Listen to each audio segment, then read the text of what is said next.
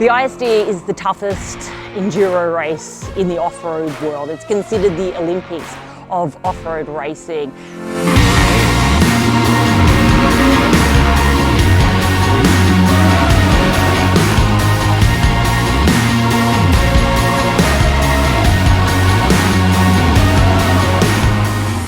30 countries from 5 continents all come together, with 2023 being in Argentina, and we sent our Aussie girls to go get them against the best of the best. So in 2023, women's sport was just on the up and up. Netball had gone absolutely ballistic. The Matildas are now household names all over the world and almost scored us a public holiday. And of course, the Finke Desert Race finally had a women's class. It was just fantastic to see the girls reaching their full potential. There's so much more to go still, but packing out stadiums, the future is big. So for 2023 Argentina ISDE, the conditions were insane. The attrition rate was bonkers. Sandy, filthy, rocky, dusty, awful conditions with 40 degrees, having to do that all day and then work on your bike. It's insane. In 2023, the ISDE women's team was Tayla Jones, Danielle McDonald, and myself, Jess, Gardiner. The ISDE is probably one of the gnarliest races, but also the coolest races in the world. Honestly, it's just a bunch of riders from all over the world. Each country gets to pick 3 women's and then their men's team, and then to send us somewhere in the world to go and race our dirt bikes for 6 days, and then at the end, the lowest score is the winner. The first 5 or 6 days walking the test flat out, trying to remember them, because when we do race them, we race them straight away. Coming into the end of that week was Saturday, and that's the opening ceremony. So that's a really nice time. Obviously, coming from Australia, we were putting our bikes in a little bit later as well. So the bikes get impounded. We don't see them until race day morning. They're locked up every night, overnight. Again, the mechanical side comes into it, so only the riders can touch their bike. And then it's kind of a bit of a relief when the opening ceremony comes across, because the bikes have been tested, run in, made them all pretty with our graphics and cleaned them up. We've put the bikes in the impound, and then it's a little bit of a relief when we get to walk and wave the Aussie flags around as we march through the streets of Argentina, and really show to the locals that we're here and wear our nice green and gold colours, and it's something really special and something that's always a nice proud moment.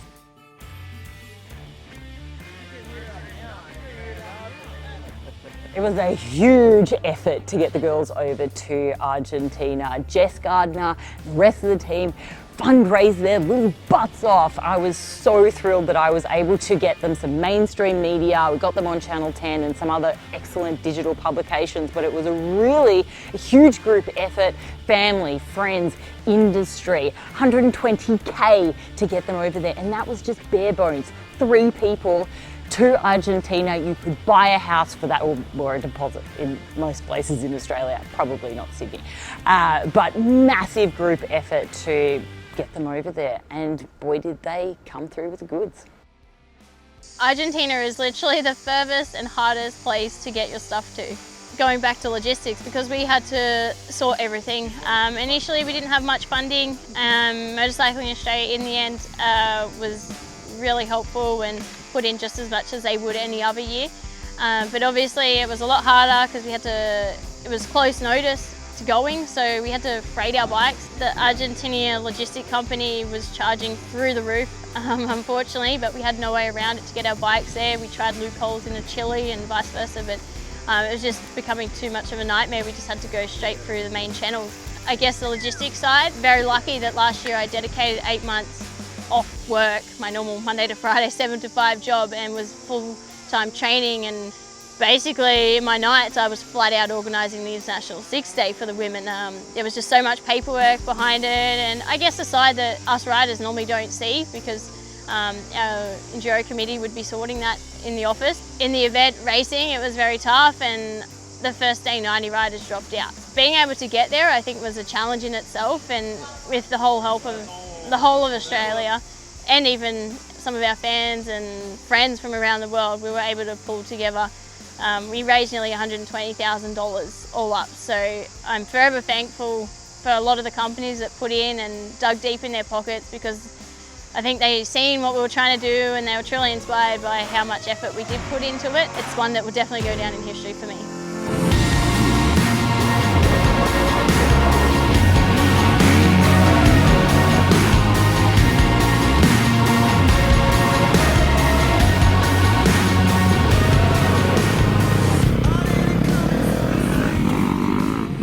Day one was pretty good. The tests were challenging. We did have a little scare though, first special test. So unfortunately, normally every 6 day we start 3 by 3, so 3 riders every minute. Because it was dusty, the organisation was smart and did 2 riders a minute to spread out in the dust. So unfortunately, with the alphabetical order of your name, Danielle had to start by herself after us. So she was peeking like, what if I get lost? Because we've got to follow arrows in the bush and it's a bit of navigation while you're going. And so me and Tayla start the first minute, we get to the first test, we go in the test, we race around, we come out, we get our camelbacks, our bum bags, the crew, you know, just supporting us, doing whatever. Needless did we know, the crew's actually secretly panicking, but didn't tell us because they didn't want us to panic. The Danielle is still a no-show to the special test. Yeah, she just made a wrong turn in the trail and spent forever trying to find it back. And she raced that last section flat out to make it back to the control. And she'd come in, she had like 2 minutes. And then from that point on, we kind of had a game plan with Tayla and I were like, okay, we need to play like a bit of a mum role here. And I think we need to, one of us sacrifice, you take the minute, get out of the dust, and one of us stay back. So I did the first day. I stayed back and we played follow the leader the whole first day till she got her head around it, and it was really special to be able to, for Tayla and I to, you know, give a little bit of that back and help the new generations. And we took turn doing that all week until Danielle was too fast and she was starting in front of us and we were the minute behind. And we were leading after the first day, which was really exciting because we didn't know what to expect, right? We were all a little bit of mixed emotions and excitement and just the work behind it to get there. I think we were only up by 6 seconds after the first day, so it was, you know, down to the crunch. They really showed me the ropes of it all and told me what to do, and if I was nervous they would always calm me down and get me to think of something different, and just, yeah, they really just got me through the race. And that incident where I got lost, the next day they actually stopped for me when we first took off, waited for me, which was really nice of them, and they stayed with me for the whole day, and they made sure I got back alright and went to all the tests and not got lost again. So they had a major part of it all. I really couldn't have done it without their help. They really did go a long way. So yeah, big thanks to Jess and Tayla. Overall, the team, like our energy together, we were just having a ton of fun. Like it was cool to be out there. We had a new girl, Danielle, and she was just learning. She's very young. She's only 16. So it was cool that Jess and I, the veterans of the sport, were able to kind of show her the ropes, and it was cool to be around that kind of energy those few days, and we were just enjoying it, honestly. Day 2, we obviously were shuffled in order a little bit. Danielle rode amazing, and she was just a minute in front of us, actually, with the other riders. And yeah, she accidentally checked in a little bit early at one control, so that was our little hiccup for day 2. I actually checked in early at one of the controls, and I actually cost myself and the team a 2-minute time penalty. So big rookie mistake from me. One of the marshals had actually called me over and up onto the control platform, so I didn't know what to do. So I thought I'd just listen to him and come over, and he actually got my times wrong. So yeah, that was a big mistake on my side. So pretty stressful for me and the team. I thought I'd let everyone down and, you know, cost us a bit of time. So we were just right behind her and we were like, Danielle, you're 16 years old, this is your first 6th day. These mistakes happen. I promise you will never make this mistake ever again. This is going to stick with her like anything. So you know, we picked her back up and she was good, and you know, it's such a mentally tough event, and it's just so hard to explain to people that sit at home just seeing the social cool posts that, oh yeah, they raced around Argentina, but what we actually go through there is just on a whole nother level. Day 3, we got new special tests, so day 3 and 4, again, exact same as each other. Yeah, we were excited for a change of test because we were a little bit over the other ones, to be honest, and it was good. I was riding really well in the rocky riverbeds, and Danielle was sending it, and Tayla was sending it. Like, it was looking like it was going to shape up. Like, hang on, let's like put this back into the element here. Let's make sure the American girls don't run away too much. But the American girls were riding really strong, and unfortunately the last test of the day, one of the American girls went down, Rachel. She hit some big rock, and then next thing we knew, Tayla come in and she'd hit the same rock, and she was down for a while. A lot of riders had passed her and stuff in the test, and so we were really concerned. I was in front and I was out off I went, and yeah, Tayla had hurt her shoulder. She wasn't sure, but it was the last test of the day. We had an hour trail ride to get back to the paddock, so she did that.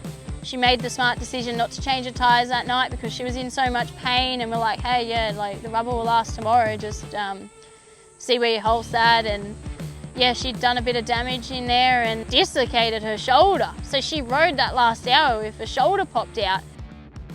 So at the end of day 3, I had a pretty big crash. There was a test that actually a few riders hit exactly the same rock, the same way, having the same kind of injury that I did. Yeah, so I hit this rock and it just threw me. I don't really remember, it was so fast, but I landed on my shoulder wrong and it like kind of pushed into the bottom. So it ended up tearing something in the bottom of my scapula towards like my ribs.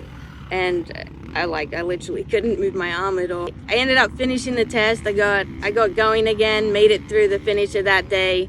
Finished day 3. So I was in a fair bit of pain. We went to the doctors, got some pain pills, and then going into day 4, we're like, okay, I can't quit the team. My shoulder wasn't moving, wasn't doing much. So we chose from there for me to sit out. It was tough, but I'm glad the girls, they absolutely killed it. They kept pushing on and I was there to cheer them on. Let's head to day 4. We had to change our strategy. Obviously we knew winning was probably out of the picture, but a podium was very high hopes. In the first 2 days, they dropped like over 100 riders out of the event. So 1/3 of the race was already out. So it was truly a tough event. Between the heat and the conditions and what we were riding, it was challenging for everyone. And it was hard. It always is hard when you see your friend injured and you can see in their eyes that they want to continue but they physically can't. It's like a roller coaster, right? We just went from a big high to then the lowest of lows. Like we've just lost our rider and we need all 3 of us to fight for the win. So, but we were still in an individual fight. Danielle and I were really, same thing. We were podium for individually in the women as well. So. This is motorcycling and it seriously takes us through some highs and lows across the world. Yeah, so day 5, Danielle put in a cracker day 4 individually. Her strategy of making it to the finish line meant send it in every special test, always like she puts that helmet on, and she had a really good day. So she was starting on the first minute with Brandy Richards, who won the event individually outright. So yeah, she was a little bit nervous again because she wasn't with me on the minute. Trust Brandy and try and keep her in your sights within reason in the dust, and she executed it well. She'd had a few days practice by then and aced all the arrows and stuff. So we were both putting in some really good times. So it would have been so awesome to see Tay still bear with us at day 5 because it would have been interesting. It really would have come down to the crunch. She won a few tests. I think she actually won 3 tests that day in the women's. People were crashing out and getting injured and bikes are breaking left, right and centre. So we were still like, hey, come on, we've still got to make this finish line at the end. But so Danielle had an unreal day. I had a solid day until second last test. I had a massive crash. It kind of shook me a little bit. First lap I aced it awesome. We were doing a big jump, sort of flat landing down into this creek, and the line shifted a little bit, but I didn't necessarily remember what I'd walked there, and I took it on and I launched off this thing and it actually kicked my rear and just sent me over the bars down into this probably 4-metre drop, and I was kind of okay. I did the tuck and roll, but then the bike come and slammed me, and that's where I was like, oh, I just had to take a moment. My bike was backwards, bars were twisted, and yeah, I had a massive bruise. I was, crying my eyes out at the finish and massively had all the tyre marks all up my side and bruising, and all week we'd been babying Danielle, but it was her time to baby me home. So she actually went, oh no, you go first. I'll make sure you're in a lot of pain. She could see my emotion. And so she actually carried me home on the day 5. So it was kind of special. She stood back, and it's just such a team event. It's just so special. That wouldn't happen in any other type of racing. Your competitor would leave you for dead. You make the final moto, you just need to get to the start line of the final moto and you're classified as a finisher, even without actually being able to put a result down for the moto. So having everyone there, the whole team, the whole vibe of the whole event. There was so many people there. We didn't see many people all week, but then come to the final moto, the place, you couldn't get to the fence line anywhere around the track. It was absolutely packed. To warm up with Danielle and then go line up at the motocross start. Gets an unreal ripper hole shot, which was so sick to see, and I just kind of tucked in the inside. And then I was kind of stuck behind one of the American chicks and doing a little battle there, and Danielle was out front leading the way, and you know, I could see the Aussie flags. They were all positioned around the track. You could see the big flags waving and all the horns going, and that last sort of 10 minutes of sweat and hard work to get across the line. And yeah, I ended up crashing in the final moto. I nearly ran up the back end of Old Love and tucked the front and had an awkward little crash. Danielle ended up dropping back into second place. Brandy was all over her. Awesome to cross that finish line, to give each other them big group hugs and just be like, we did it, we made it. All that hard work, it's paid off. And not only did we podium, we managed to be vice world champions in the process. And the commitment everyone made for us, and all the sponsors that jumped on board to support us, all of Australia, every little bit adds up, and it truly did, and we're forever grateful.